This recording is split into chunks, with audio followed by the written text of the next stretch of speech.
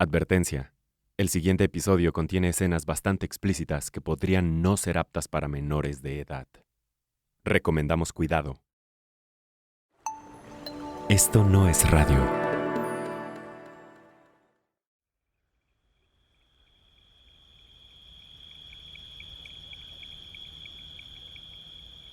La actividad de verano era irnos a la playa, pero siempre nos íbamos en bola, pues.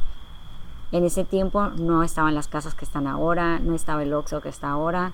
Era más baldío casi todo y las casas estaban separadas y la entrada, que era por el Hotel Baja, en ese tiempo estaba abandonado, creo. Pero en ese tiempo lo que pasaba mucho ahí en el hotel es que sacaban las cosas, las saqueaban. Entonces nos decían que nos viniéramos temprano porque en la noche empieza a salir gente rara. No mirábamos el sol, no mirábamos nada, nosotros nos seguíamos divirtiendo. Había un puente ahí, había una casita, un puente de vigilancia donde nosotros nos aventábamos clavados y así. Todo el tiempo estábamos haciendo lo mismo, jugando. Entonces no mirábamos cuando se nos hacía tarde, pues no sabíamos qué tanta era la distancia que íbamos a caminar y que se iba a oscurecer.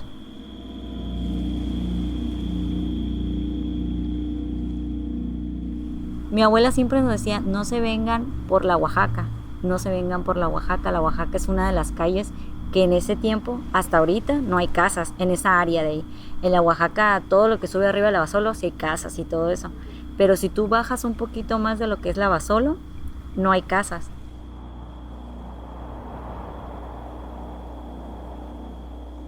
Y no me acuerdo a quién se le ocurrió, dijo, ¿quién se anima a irse? Ya se nos había oscurecido, ¿no? A ver, ¿quién se anima a irse por la Oaxaca? Entonces nos empezamos a echar carrilla, no, que yo sí, no, que yo sí. Y nos fuimos sobre la Oaxaca, y en la Oaxaca estaba oscuro. Entonces uno de ellos empieza a bromear cuando empieza a caminar, porque ahí es como arena, no hay tierra, es como arenilla lo que hay ahí. Entonces uno de ellos dice que no se podía mover. Y nosotros seguíamos jugando, pues nosotros ya seguíamos caminando.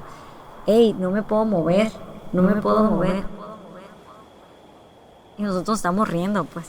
Y dijimos, que nos quiere bromear, nos quiere asustar.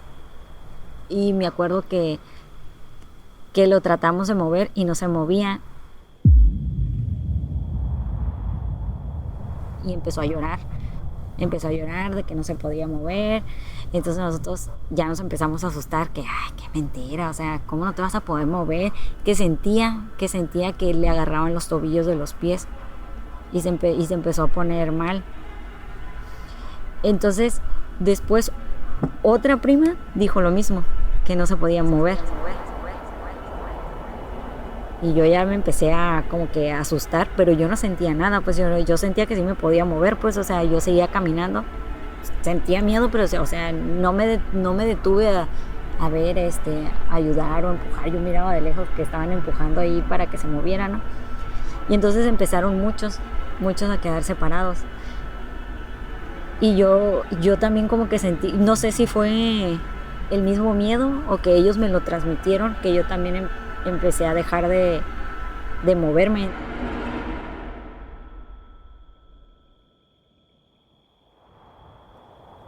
Yo me empecé a gritar y el que no se podía mover ahí se fue quedando y ya nosotros no empezamos a movernos cuando ya íbamos bajando un poquito más, que ya íbamos a llegar a Lavasolo y echamos a correr.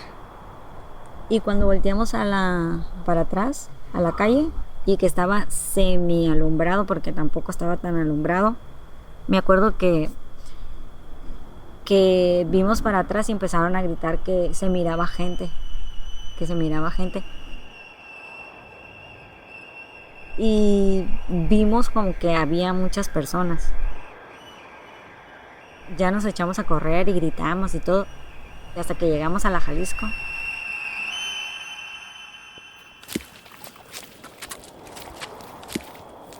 A ver, cálmense, qué ridículos que hicieron.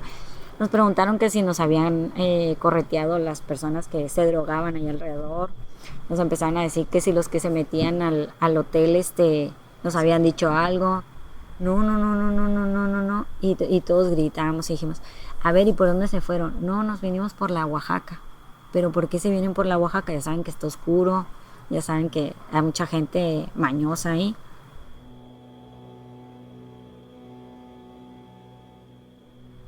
Entonces mi abuela, no sé si nos los dijo para asustarnos o no sé si nos lo dijo para advertirnos y que no lo volviéramos a hacer porque era verano y nos íbamos a volver a ir a la playa al otro día.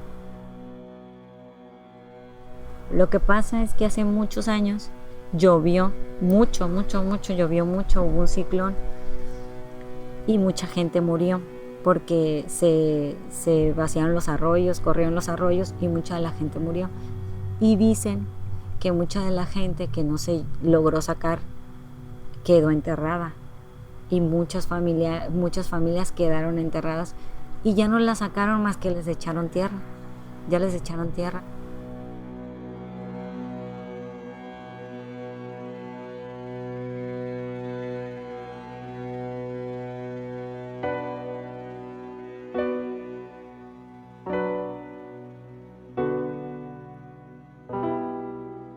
Bienvenidas, bienvenidos, bienvenides a Esto No es Radio, el podcast que cuenta historias para seguir viviendo.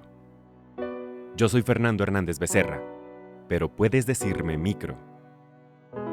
La noche del 30 de septiembre de 1976, el huracán Lisa reventó la presa local de la ciudad de La Paz, en Baja California Sur. El agua convirtió calles como la Oaxaca en arroyos que se llevaron para siempre a niñas, niños, hombres y mujeres. Mientras las cifras oficiales contabilizaron 412 personas fallecidas, cronistas e historiadores sitúan la cifra en más de 10,000. Esta historia la produce Alejandro Aguirre Riveros y es el relato que por primera vez comparten los sobrevivientes. Esta es la temporada 4, episodio 7. La noche larga del huracán Lisa.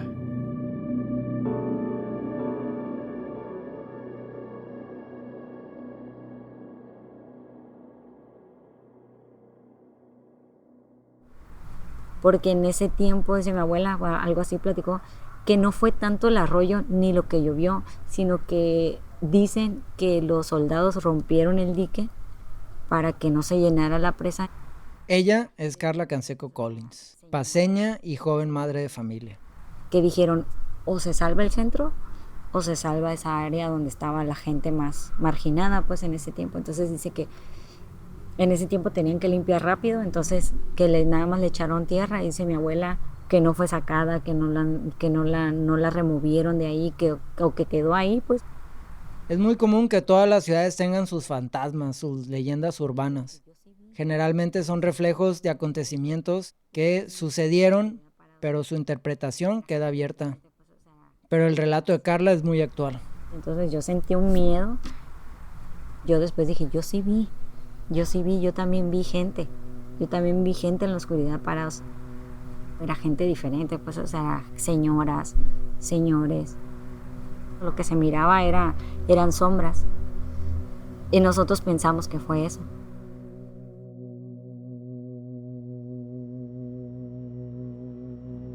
Este 2022 se cumplen 46 años del huracán Lisa, un huracán que resultó devastador para la ciudad de La Paz, ya que dejó miles de damnificados y de desaparecidos. Estos últimos 3 años me he dedicado a rescatar el testimonio oral de quienes vivieron aquel fatídico día. Estas personas estuvieron muy cerca de ser parte de las cifras, tanto de las oficiales como de las no oficiales. Personas como María Teresa. Ella es originaria de las rancherías aledañas a la ciudad de La Paz. Ella es cocinera jubilada. Se llama Agua del Medio. ¿Agua del Medio? ¿Para dónde queda? Pertenece a San Antonio. Sí, cerca de San Antonio. Tierra de rancho también. Vinimos con la idea de que nuestros niños estudiaran, que no se quedaran como nosotros, que no más primaria y hasta ahí. Esa fue la idea de que estudiara.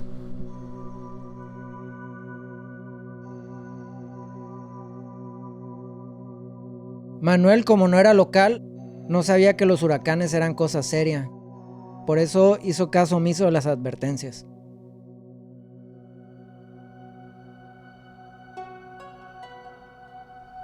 Yo Había llegado aquí a Baja California Sur el 10 o 15 de junio del 76. Me había dicho un tío que había trabajo, que si quería venir a trabajar. Yo le dije que sí, me vine a trabajar. Tenía una casita él de madera, de triplay, pero muy bien hecha, con sus esquinas de barrote de 4x4, con cemento abajo y todo muy bien hecho. Y estaba juntando material, tenía como unos 1000 blocks y como unas 10 toneladas de varillas. Tenía todo ya para iniciar su casa. Y en eso, pues que ahí venía el ciclón, se llamaba Lisa. Ya estaba fuerte la lluvia. Entonces un señor nos dijo, sálganse porque todo esto es arroyo, y no sabemos lo que vaya a pasar. Pero él también se salió y se fue. Nosotros no, porque pues, ignorábamos la magnitud de lo que podía ocasionar.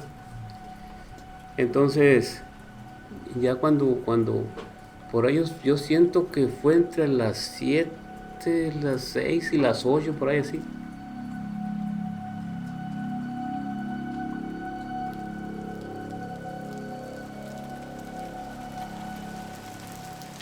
No, yo llegué en el mes de julio.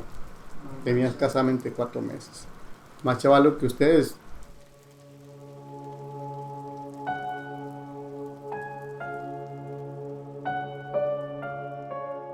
El doctor Estrada Bonilla en ese entonces era estudiante de medicina y había llegado a la ciudad de La Paz desde la Ciudad de México para hacer sus prácticas en el Hospital Salvatierra. Yo venía aquí de 22, 23 años. O sea, yo vine a hacer el internado al Hospital Salvatierra. Y el internado lo que tiene es que de alguna forma estamos un año encerrados en un hospital. No tenía idea de lo que implica un huracán. Pero eso cambió en la tarde. Si entramos en materia ya en lo que respecta al huracán o el ciclón Lisa, pues en aquel entonces pues no sabemos ni qué onda.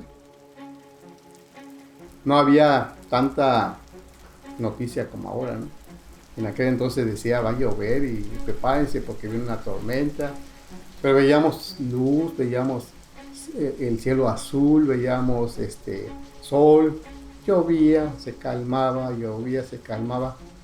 y la lluvia fuerte debe haber empezado eso más notorio, como a las 6 de la tarde.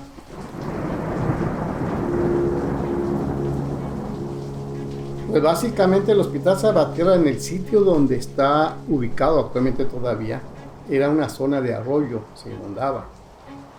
Se preparó con costales de arena para tratar de mitigar que el agua no botara las portones y el agua se metiera, porque era una zona de arroyo.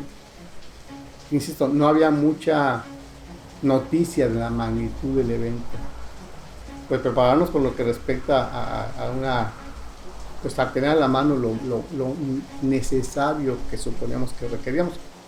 No hubo una cosa más especial, más sofisticada. Cuando menos que yo me diera cuenta.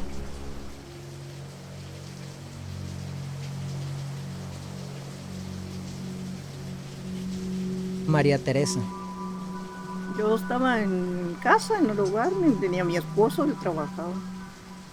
Estábamos mi esposo y mis 3 niños y un hermano. 2 hermanos míos y su esposa estábamos ahí.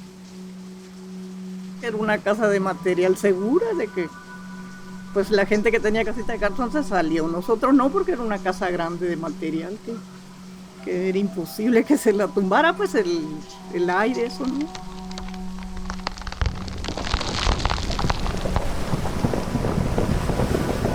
Como a las 8 se reventó el borde, fue como a las 8 de la noche. Nos subimos arriba de la casa porque comenzó a entrar el agua por las ventanas y nos subimos con una escalera arriba. Pero en eso se cayó, pues cuando vino toda el agua junta se arrasó con todo. ¿Y el agua fue subiendo poco a poco o cómo fue? No, fue de un golpe. Pero bueno, lo dice que primero estaba como hasta las ventanas. Sí, pues eso sí así, fue poco a poco. Pero cuando se oyó el estallido ese feo que se oyó, subió así bien feo. Porque se oyó un estallido así, un trueno así, como una explosión, algo así. pues ahí ya no supo nada. Yo me acuerdo que yo te llevaba a mi niño más chiquito y mi marido a la niña. Y mi hermano a mi hijo que quedó, y él se agarró de un alambre, de un cerco de alambre y no se ahogaron ellos. Les quitó toda la ropa el arroyo, pero mi hermano salvó a mi hijo, tenía 8 años.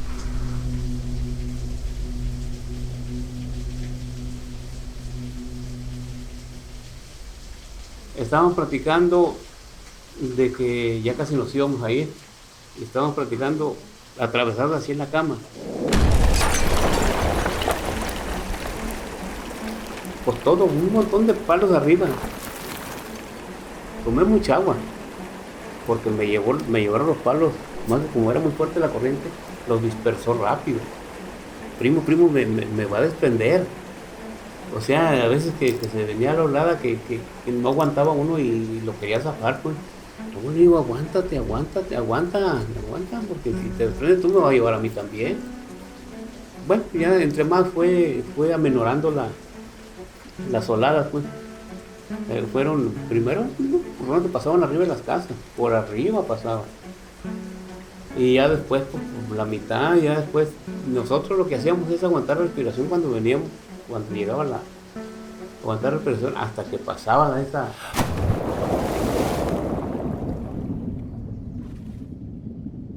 esa ola.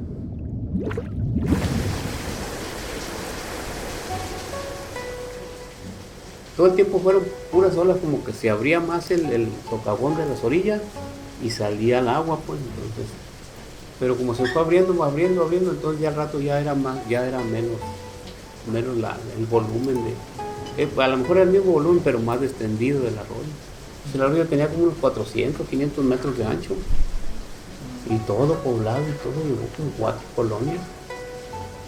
Entonces venían por oladas y arropaban la casa, pues, donde estábamos. Y le dije a mi primo, oye, si no salimos de aquí, pegamos unos gritos de auxilio, pero nadie nos oía, nadie nos escuchaba, porque pues era el rugir del agua muy fuerte.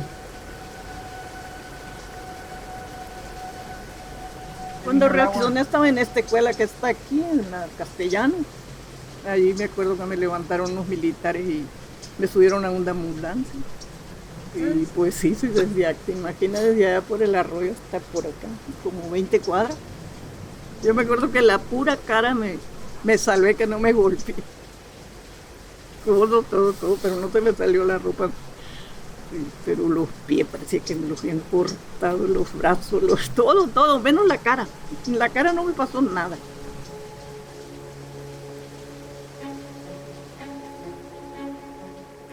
En cuestión de horas, el Hospital Salvatierra, donde el doctor Estrada estaba haciendo sus prácticas, comenzó a haber un desfile descomunal de heridos. Yo estimo que la gente empezó a llegar al hospital alrededor de las 12, 1 de la mañana. Eran decenas, quizás cientos. El mismo doctor platica que pasaron más de 24 horas en las que estuvo atendiendo un paciente tras otro. ¿Qué significa esto? Que lo más seguro que la gente pues resguardó. Y ya cuando vieron que bajó el nivel del agua, empezó a buscar auxilio, pues. Y veíamos gente pues que llegaba cortados, gente que venían con lesiones, golpeados.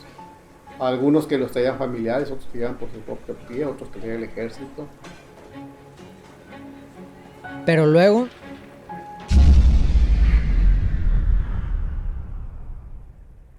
se fue la luz. Tuvimos que trabajar con quinqués, con luz con petróleo, con mismo alcohol.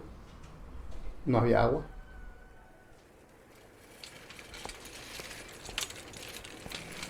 Pues cuando llegamos nos atendieron bien porque no sabían la magnitud del problema, pero cuando comenzaron a llegar con muchos muertos y se hizo el escándalo. La residencia se la llevó.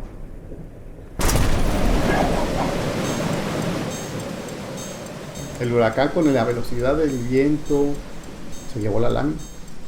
Entonces se estaba inundando el hospital por la parte de lo que sea la residencia y por lo que sería la zona de del nivel que tenía o de la zona de arroyo, pues.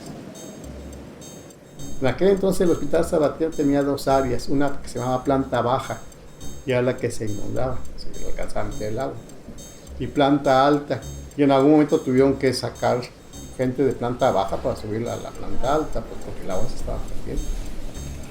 Pero llegó un momento en que empezamos sin energía eléctrica y empezaba a tener la afluencia de gente cortada, golpeada, psicosis, o sea, muy nerviosa, gente muy nerviosa. Empezaba a recibir cadáveres también. El Hospital Salvatierra recibió una cantidad importante de cadáveres. Teníamos un área que se llamaba de anfiteatro y un área de una especie de auditorio, de enseñanza, y empezaron a meterse cadáveres ahí. Llegó un momento que ya no cabían, o sea, se empezaron a estirar uno sobre otro.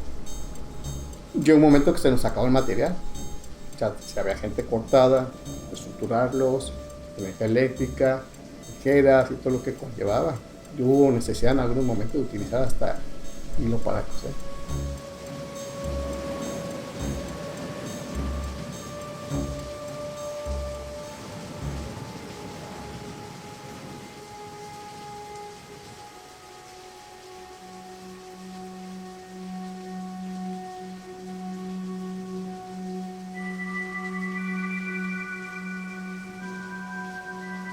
Allá al Salvatierra llevaron 500 personas.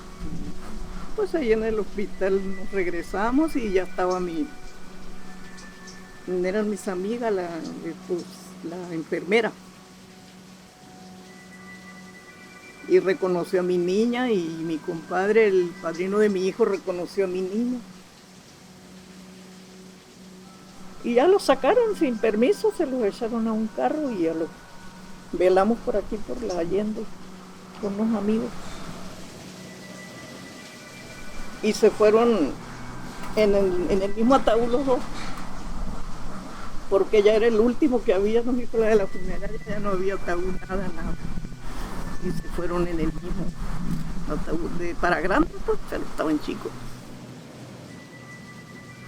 Mi hija tenía 7 años y mi niño 4.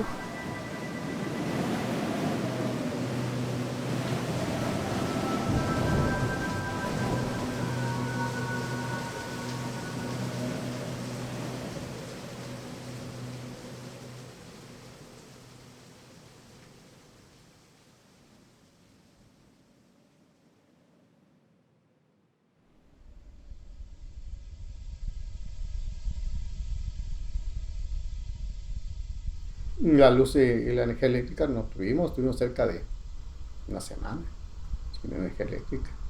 Entonces teníamos que buscar cómo tener suministros. Nosotros como internos, pues tuvimos unos días que tampoco teníamos cómo dormir o dónde bañarnos. Enfrente del Hospital Salvatierra había un hotel y se rentaron 2 habitaciones para que ahí nosotros nos bañáramos o fuéramos a dormir un rato, pues. Yo siento de que fueron alrededor de unos 10, 15 días difíciles, ¿sí? Falta de agua, falta de energía eléctrica, falta de insumos, porque el Estado tampoco estaba preparado para una eventualidad de esa magnitud. O sea, lo que había, se acabó. Veíamos gente que llegaba con heridas profundas, gente que venía pues con aparentemente una herida leve, pero pues que estuvo arrastrado por la arena, en el agua sucia, en fin, con riesgo potencial de infecciones, ¿no? A pesar de que fue una herida pequeña. Y sí nos tocó ver casos severos, gente que tuvieron que amputarle alguna extremidad, o gente que murió porque agarró un tétanos, o una infección severa, una gangrena, pues. Tristemente vimos casos anecdóticos ahora, pero en aquel momento que impactaba demasiado. Mujeres cargando un niño y otro de la mano muertos, que los habían pues a depositar en la zona donde estaban destinados los cadáveres, pues.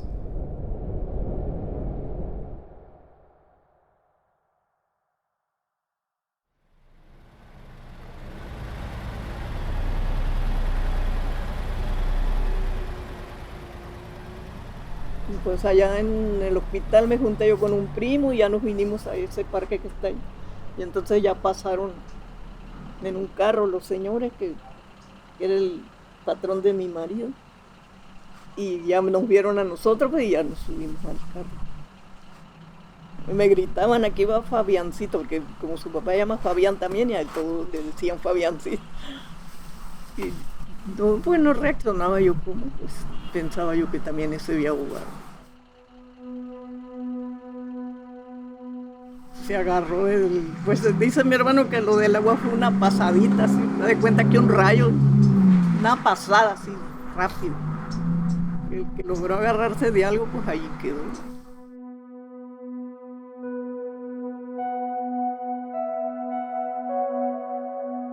Pues estaba joven, estábamos en la prepa, éramos pues como todos, ¿no? Un círculo de amigos. Él es Hermes de Anda Rubio. Actualmente se dedica a la venta de tractores, pero en aquel entonces era un adolescente local, un paceño que estudiaba la preparatoria. Pues en ese tiempo no existía el satélite, ¿no? Para las informaciones, pero estaba la HZ, ¿no? No había ni FM. Nosotros la música la oíamos en la KCBQ de San Diego en las noches. Por medio de la radio es como nos manteníamos alertas del rumbo, del recorrido de los huracanes, ¿no? Y en el caso del ciclón Lisa, pues yo en lo personal nunca tuve miedo, ¿no? De vivir un accidente o una cosa así, porque pues nos resguardábamos y nada de andar en la calle.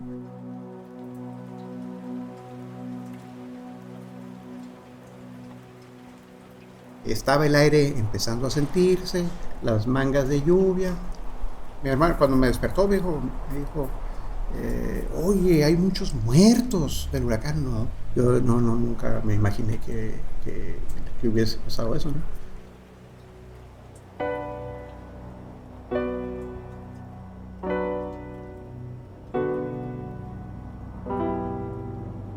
Fue a la mañana siguiente que supimos que había habido una tragedia, ¿no? Salí en la motocicleta y vi lo que se devastó. Haz de cuenta como si no hubiese habido ciudad ahí. Entonces, y de ahí, por la orilla de lo que fue el arroyo, donde bajó tanta agua, me topé un carro lleno con una familia. Era un Ford Galaxy de 4 puertas, pero lo estaban desenterrando con una retroexcavadora y se hizo una rueda de gente que estábamos ahí en el mitote, se puede decir, o con un miedo horroroso a ver algo como lo que vimos, ¿no? Que estaba una familia. El carro le salía un pedacito del techo, nada más, y la antena, esa sí, la antenita que estaba llena de ramas. Y llegó una retroexcavadora, porque alguien señaló que ahí estaba su familia, ¿no? Era una familia de apellido Toledo.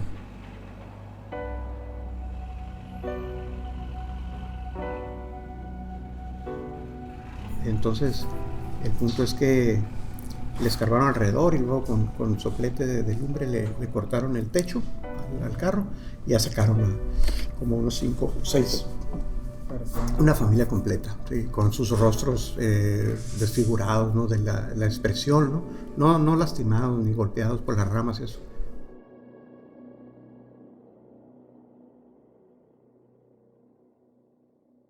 Al principio sí, como que te sientes que te vas a desmayar. Yo sentí, cuando vi a las personas que estaban, a los cuerpos, pues, que estaban rescatando de ese carro lleno de arena enterrado en el arroyo, me di cuenta, yo me puse a llorar, ¿no?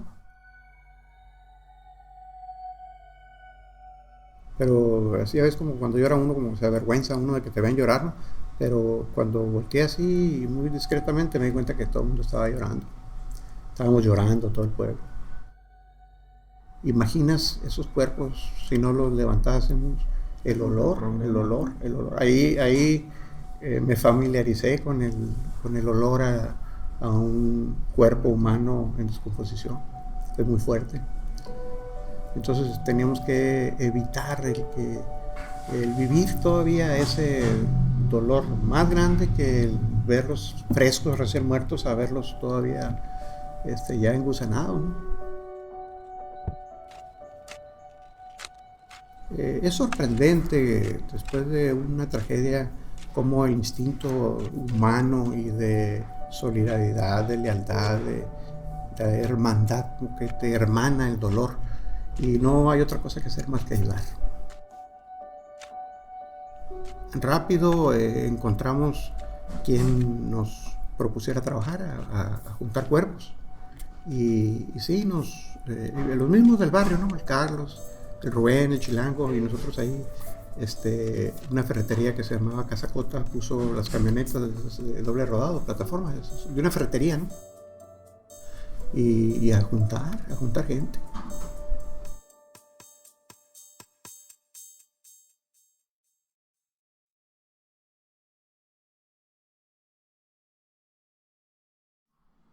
¿Cómo se llamaba su hijo, señora? Se llamaba Héctor René Espinosa. ¿Y cuántos años tenía? 4. ¿4? Estaba bien chiquito. Sí, pues estaba en el kinder. Y mi niña tenía 7. Lourdes se llamaba la niña. Que tenía 7. Sí. Y mi hijo se llamaba Héctor René. Que tenía 4. Sí. Y mi hijo que quedó se llamaba Fabián. Fabián. Cuando nosotros fuimos, llegó la judicial y no nos dejaba que los enterraran. ¿Por qué? Que porque no llevábamos papeles. Y se vinieron los señores, mi hermano y otro, no, porque dijeron, ¿cómo vamos a andar con...? No había luz en primer lugar. Entiérranos porque no hay papeles, porque no hay luz, no hay nada. Que no sean ignorantes, que le dije. Los policías, pues que porque no había papeles, no había. Nomás llevamos el papel de la funeraria. Pues a 500 personas enterraron así particular. Y los demás fueron son 5 fosas de México que están ahí. Pero a nosotros sí nos pedían papel. Sí, había una cancha de básquet, la llenamos, y luego estaba un salón de las iglesias que tienen un aula una muy grande, como un auditorio. Un piso como de 20 por 40 de largo, ¿no? Entonces ahí nos dimos la tarea de acomodar niños de 4 hasta 8 o 10 años, niños, niñas, jóvenes, señoritas, señores, señoras, viejos y viejitas. Pero sí, nos incorporamos a la chamba de ese día, todo el día, a carrear, a lavar, a ponerlos, a llevarlos al cajón, o arrimar el cajón ahí donde los identificaban, ¿no? Porque las familias, la gente que sobrevivió buscaba a sus familiares en los diversos puntos donde se acopió a esa gente, ¿no? Había pipas de no sé dónde con agua para lavarlos porque la gente, las señoras con mucha cabellera, les pesaba más la cabellera que el cuerpo, de tierra pues y ramas y eso, ¿no? Entonces a lavarlos, a aligerarlos un poco y acomodarlos para que la gente que andaba buscando los identificara y ahí nosotros ahí estábamos, ¿no? Ya nos pedían que si había chance de pasar a ver y como los teníamos por edades, pues ya iban a buscar que a mi mamá, pues con las señoras, a mi hijo por acá, ¿no? Y ya iban ahí con el sollozo, ¿no? Llore y llore ahí despacito y de repente soltaban el grito y decíamos nosotros, ya lo halló.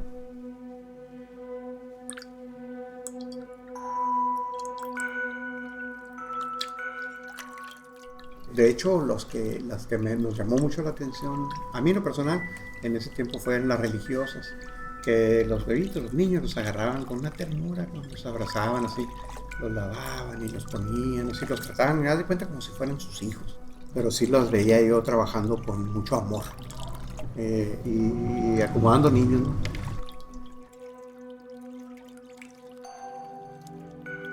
Y en la esquina, por otro lado de la cancha, estaban los carpinteros ahí haciendo ataúdes, haciendo cajones. Y el que identificaban, acá otro, y ahí van, llévale un cajón, y yo lo llevo. Y las tablas y clavos para ponerle, y vámonos. Entonces ya salían los camiones cargados de cajones. Y nos tocó así estar trabajando bastantes horas en ese lugar. Cuando nos dimos cuenta que no iba a haber madera para todos hacer tantos ataúdes, y también por el olor, ya hablando del día siguiente, ya se decidió, la gente que identificó su cuerpo de su familiar, se los llevaron y hicieron velorio en su casa, ¿no? Les dieron la sepultura en su casa. mucha gente que no fue identificada, que nadie reclamó. Entonces se procedió en la tarde-noche a llevarlos a la fosa común.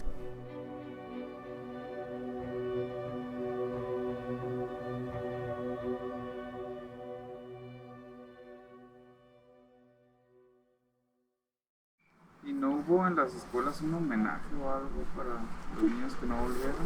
No, yo creo que no, porque a mí me llamaron del kinder para darme las cosas de mi hijo y no dijeron nada. ¿Cuándo le hablaron? Como al mes, como a los 2 meses. ¿Y qué cosas eran los papeles o qué? Sí, pues ya ve que les hacen sus dibujos, que le piden a uno muchas cosas, pues me regresaron lo que me habían pedido de colores y todo lo que piden. ¿Qué le dijo la maestra? Estaba llorando la maestra porque ya a ella le quedaron poquitos niños. ¿Entonces la recibió llorando la maestra? Sí, porque había otras señoras ahí también que iban por como 5 señoras que fueron por las cosas que nos llamaron. Y en la primaria no, pues la pura boleta me... ¿Y qué le dijo la maestra de primaria? También estaban muy tristes porque se le habían ido también a ella muchos niños. A mí me tocó, sí, yo quedé muy traumado. Andábamos allá en el trabajo y se venía la lluvia y me entraba mucho temor. Siempre duré algún tiempo así, por la impresión de después de que salimos de ahí, de esa, y pensar que nosotros pudiéramos estar entre todos los cuerpos que estaban ahí. Pues yo no soy católico, pero soy muy creyente. Yo digo, Dios es el único de todo. Yo tengo cáncer en el hígado. Tengo cáncer y no me atormenta para nada mi cáncer. Ni me molesta, ni me dice nada. Pero dije, pues ya viví, pues no estoy en gracia de Dios, porque pues mentira eso, soy pecador. Pero sí comiendo, le pido y le digo, aquí estoy, a la hora que tú digas. ¿Por qué? Porque contra él no se puede nada. Pero sí estuvo muy duro, muy duro. Yo esa es la única en que yo pensé que me iba a morir. Yo la verdad que pensé que de ahí no íbamos a salir. ¿Y a su esposo cuándo lo volvió a ver? De ese día también ahí andaba. Oiga, ¿y su esposo cómo se lo tomó?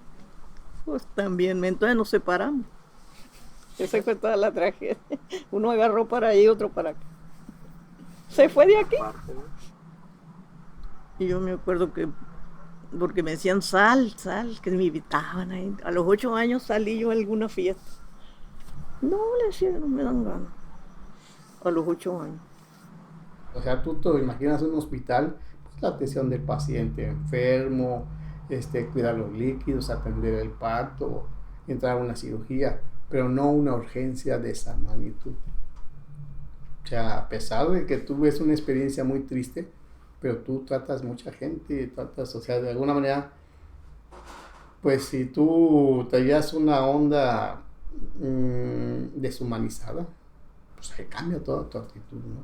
Viendo las tristezas de la gente, viendo su desesperación, sus frustraciones, la carencia de recursos, gente que perdió todo, gente que no se quedó sin nada. Tuvieron que vivir con otras personas, perdieron su trabajo, sus propiedades que tenían. O sea, insisto, se habla que una cuarta parte de la población de La Paz se quedó sin hogar.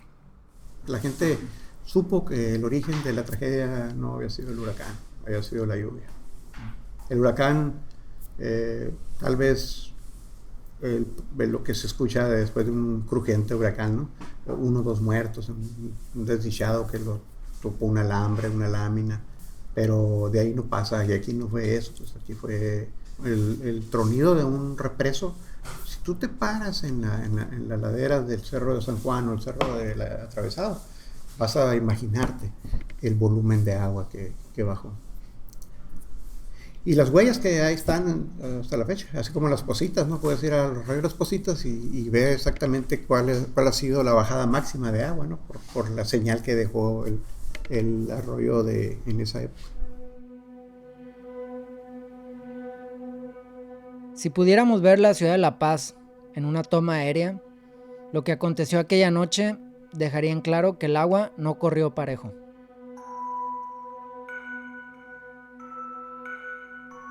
Hay una parte de la ciudad que permaneció intacta junto al cauce del arroyo.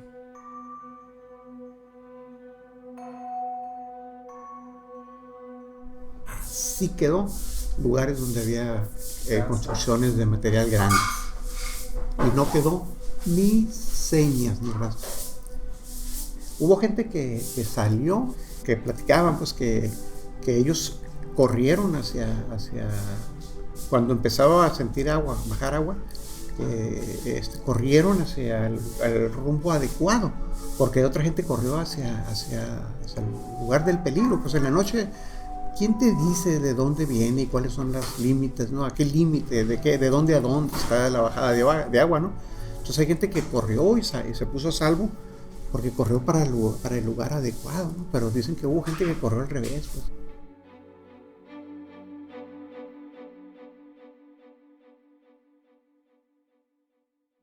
Cuando 40 años hicieron un homenaje allá en la Marina y del gobierno, yo fui.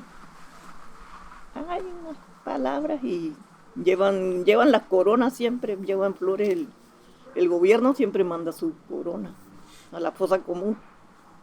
¿Todos los años? Sí, porque yo voy cada año, voy al panteón.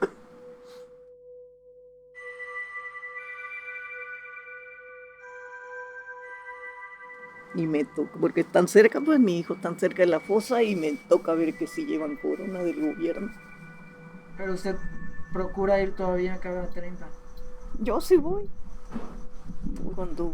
Cuando su cumpleaños o el día del niño también voy. ¿Y su hijo la acompaña? A veces sí, vamos juntos.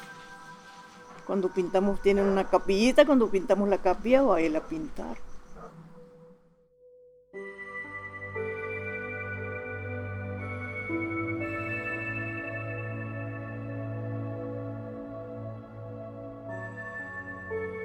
El gobernador de Baja California Sur en aquel entonces era Ángel César Mendoza Aramburo y el presidente de México era Luis Echeverría Álvarez. De acuerdo a reportes de prensa escrita de aquella época y recopilación de testimonios de los sobrevivientes, el gobierno de Mendoza Aramburo negó inicialmente que la represa estuviera mal construida, culpando de la tragedia a un desastre natural. Meses después del huracán, se inició una investigación a nivel federal sobre la falla de la represa. La zona afectada tuvo que ser reconstruida casi en su totalidad. Los datos acerca de la cantidad de personas fallecidas son inexactos. Hasta la fecha, hay mucha información imprecisa sobre el origen de la tragedia y el número de fallecidos. La historia oral de La Paz cuenta que en la noche anterior al desastre se escuchó una detonación proveniente del muro de contención llamado El Cajoncito. Y se cree que fue dinamita puesta por el ejército para que la corriente se fuera hacia la periferia y no al centro de la ciudad, afectando a las colonias Flores Magón, Francisco Villa, Ruiz Cortines, Bella Vista, Los Olivos, Infonavit, Pueblo Nuevo y La Inalámbrica. No se encontró evidencia de que el gobierno de entonces haya afirmado o desmentido lo dicho por muchas personas que presenciaron la tragedia.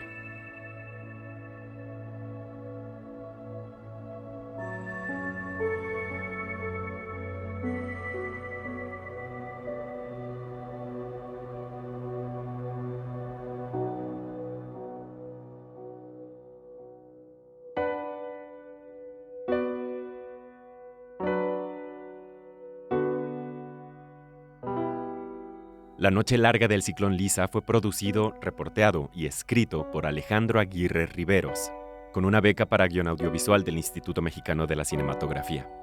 Alejandro se encuentra estudiando la maestría en investigación histórica y literaria. Este guión fue editado y adaptado a documental sonoro por mí, Fernando Hernández Becerra, pero puedes decirme micro. El diseño sonoro y musicalización es de Luis Raúl López. La dirección de sonido es de un servidor. Natalia Luján es nuestra productora y editora de comunidades. Sandra Fernández es la asistente de producción y fact-checker. Esta temporada contamos con ilustraciones de Citlali Rayas. Los créditos y las redes sociales de todo el equipo las puedes encontrar en www.estonoesradio.mx. Esto no fue radio.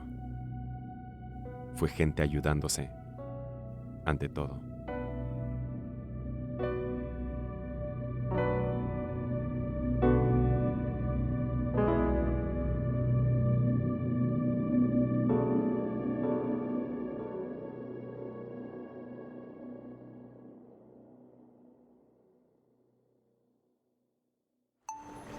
Esto no es radio.